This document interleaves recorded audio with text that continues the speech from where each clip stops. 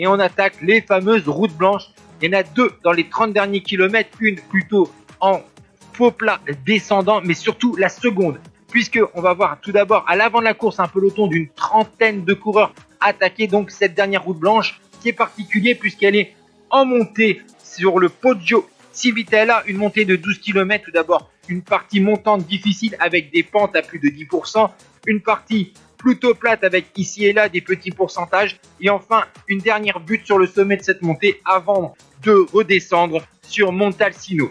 D'ailleurs, dans les passages les plus difficiles, Vinokourov, 4e du classement général, à 33 secondes de Vincenzo Nibali, a attaqué. Il a Cadel Evans, le champion du monde de la formation BMC, dans sa roue. Derrière, d'autres coureurs vont revenir sur le duo de tête. Il y a Pinotti, l'italien de la formation HTC, Damiano Cunego de la Lampre, un ancien vainqueur du Giro d'Italia, Stefano Garzelli, encore lui, David Arroyo, l'espagnol de la Caisse d'épargne, et le français John Gadret de la G2R. Il y a donc des spécialistes du VTT comme Gadret et bien sûr Cadel Evans.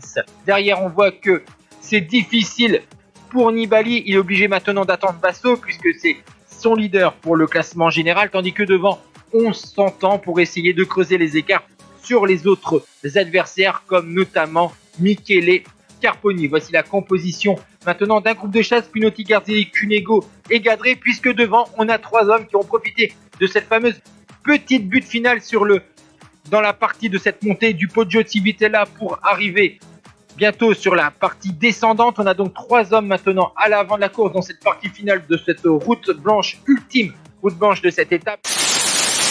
13.5 kilometers and more damage would be done here.